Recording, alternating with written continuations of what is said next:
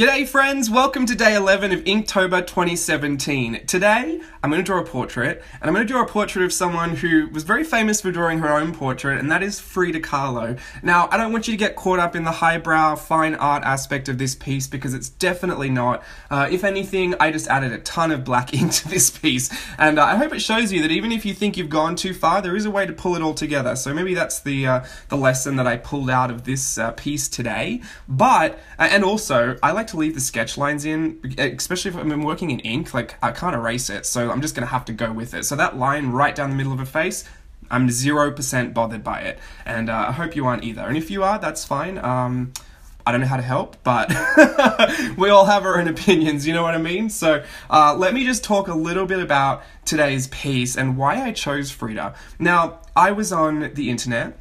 I feel like I've been saying that a lot lately, but I need to do my research. And I've come across Wikipedia, which is, I don't know if you know this, but like a haven of very, very factual information. I just miss the good old days of Encyclopedia Britannica when you know that the stuff was researched before they wrote it. But anyway, I do believe what I came across was, you know, mostly 100% true, but, you know, if I'm wrong, I'm wrong, and you're more than welcome to come for me in the comment section below. But I was in Wikipedia, and I don't really need to talk about the history of Frida Kahlo or anything. I just wanted to talk about something very interesting that I noticed, and that was that Frida was known for incorporating a lot of autobiographical elements in her work, which is basically just, you know, the pieces of her life that she, you know, her feelings, her emotions, the tragic events that happened to her. She would incorporate that into her work, and that just kind of clicked for me a little bit, where I thought maybe that's why us as art journalists are kind of drawn to Frida, because, and I'm just going to say art journalists, mixed media artists, and I know all artists,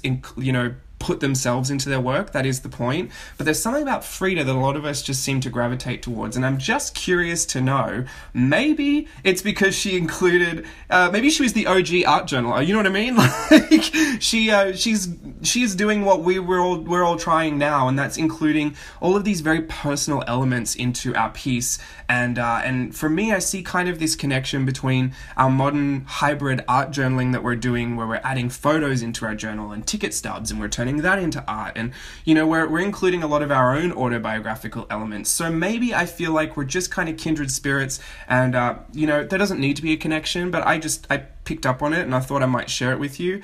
It's nothing intellectual. I definitely haven't researched it beyond that, but I just wanted to share it because it was something I read, and I thought, oh, maybe that is why we're drawn to her, because she was very obvious about the things that she would do, and she was very particular about sharing, you know, certain events and documenting those in her self-portraits in a way. So that was just something that I picked up on, and the rest is history. So let me leave it at that. I will just say, this piece, you're going to see me add a little squiggle on her chin. Now, I've been doing that little squiggle for who knows how long. I honestly can't really figure out when it started happening. I do like a little cleft chin, a little butt chin, so I sometimes I just draw those, and especially in men, like I'll try and add a little something in there, but, and I never draw men anyway, so it doesn't really often happen.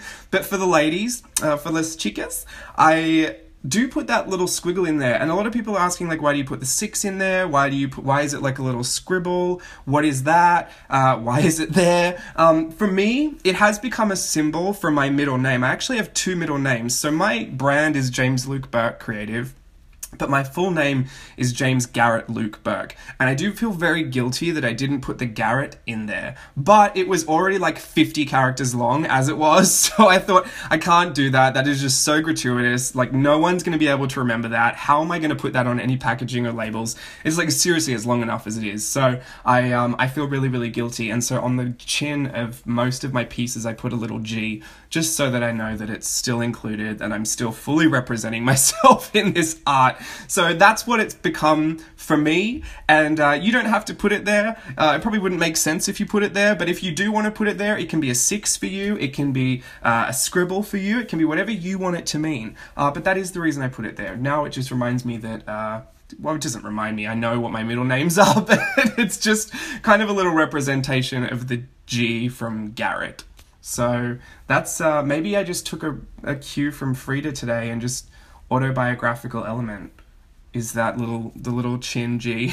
I mean, I didn't take the cue today, obviously, because I've been doing it for a while, but yeah, I don't know. Frida is something that we're all drawn to for some reason. Not all of us, but like, you know, most. I swear there's a ton of Frida inspired work out there.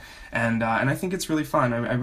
I'd like to think that, you know, 100 years down the road that someone's going to be reinterpreting all of our artworks in their own way, and maybe was excited to open up our art journal and stumble across it somewhere and think, oh, I'm going to give this a go, this would be fun for me. So yeah, I think art's out there in a public platform to be consumed. I think it's out there to inspire and encourage, and obviously Frida's done a really good job of doing that. So yeah, this is Uniball Signo. The other pen I was using, Platinum Carbon Ink Fountain Pen, and then I've got a Pentel brush pen here, and the rest is just that ink that I've diluted with water. Nothing crazy there. I literally just add different amounts of water to the ink and get a grey shade. So a grey tone. But yeah, I've just added in the white here. I guess I just wanted to show, if you've got a white pen and you've got an expansive black area that you need to pull details out from, a white pen is probably the easiest way to do it. And the Uniball Signo Broad was a good size for this one, so that's how I went in with that. And I'm glad that you're all stuck around and you're still watching. I'll be back again tomorrow for another Inktober piece. But until then, enjoy the close-ups. Bye!